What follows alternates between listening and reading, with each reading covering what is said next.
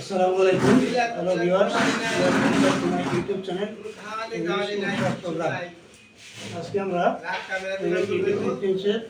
বাক্যতরীর যে সমস্ত নিয়মগুলো বা স্ট্রাকচারগুলো এগুলো আলোচনা করেছি তার মধ্যে তৃতীয় অংশ আজকে আলোচনা করছি।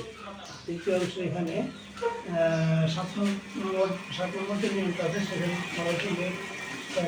আস তারপর ভার্বের ব্যাস ফর্ম প্লাস এক্সটেনশন। লেটের পরে যখন আস থাকবে তখন এটাকে প্রস্তাব বোঝাবে।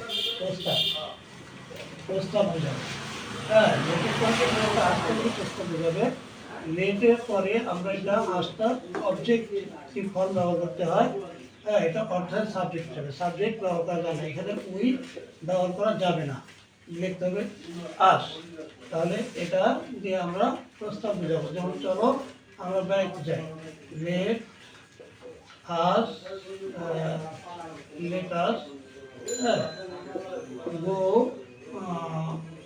Go for a walk. চলো আমরা বেড়াতে যাই। এখানে স্ট্রাকচার লেটের পরে আমরা আস লিখছি, তারপরে ভার্বের ব্যাস ফর্ম, তারপরে ওয়াক। চলো আমরা বেড়াতে যাই। দ্বিতীয় 8 নম্বর যে নিয়মটা, সে লেটের পরে এখানে অবজেক্টিভ ফর্ম হবে, হ্যাঁ, বা অবজেক্টিভ ফর্ম ব্যবহার করতে হবে। লেটের পরে এখানে আমরা মি লিখছি, হিম লিখছি, হাল লিখছি, দেম লিখছি, হ্যাঁ। এটা এখানে রহিম করিম হইতে পারে সাবজেক্ট হিসাবে, কিন্তু যখন প্রমাণ ব্যবহার করা হবে তখন সেখানে মি ব্যবহার করতে হবে। যদি বলা হয় আমাকে কাজটি করতে দাও, তাহলে আমরা দেখব let me do the work. আমাকে কাজটি করতে দাও। লেটের পরে আমরা মি ব্যবহার করছি, অবজেক্টিভ ফর্ম ব্যবহার করতে হবে, আই ব্যবহার করা যাবে না। তারপরে ভার্বের ব্যাস ফর্ম আসবে, তারপরে এক্সটেনশন আসবে। এখানে যদি থার্ড পারসন রহিম করিম আসে সেটা হতে পারে রহিমকে যেতে দাও, লেট রহিম গো, রহিমকে যেতে দাও। লেট দিয়ে শুরু করছি, তারপর আমরা রহিম থার্ড পারসন লিখছি, লেট রহিম গো, রহিমকে যেতে দাও, এই অর্থে ব্যবহার করা যেতে পারে। লেটের পরে রহিম, তারপরে এক্সটেনশন। আচ্ছা, এইগুলা ইম্পারেটিভ মোডের সেন্টেন্স, হ্যাঁ। তারপরে 9 নম্বর যেটা how object what a plus adjective plus noun বা subject plus verb to be.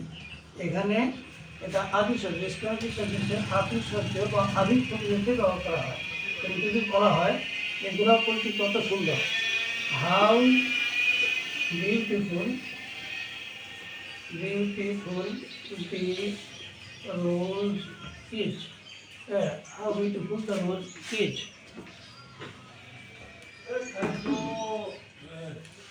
How beautiful the rose is.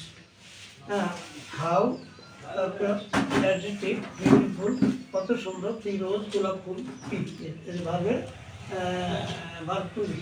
How beautiful the rose is, এখানে এটা আমরা এভাবে না লিখে কিন্তু হোয়াট কে ব্যবহার করি, তো লিখতে হবে what is beautiful. Beautiful, what a beautiful flower. A flower, the rose is.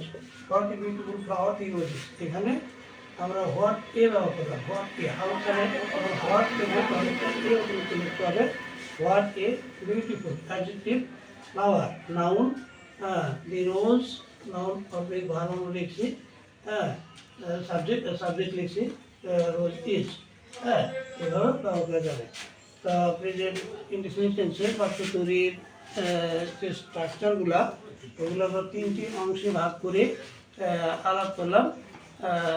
এখানে এই স্ট্রাকচারগুলো সত্যি ফলো করলে ইংরেজি অনেকটাই বহুলাংশ ইংরেজি শেখা, বাক্য তৈরি করা, কথা বলা, এগুলো সম্ভব। তা আজকে এই পর্যন্ত, আবার দেখা হবে ইনশাল্লাহ নতুন ভিডিও নিয়ে। থ্যাংক ইউ অল, আল্লাহ হাফেজ।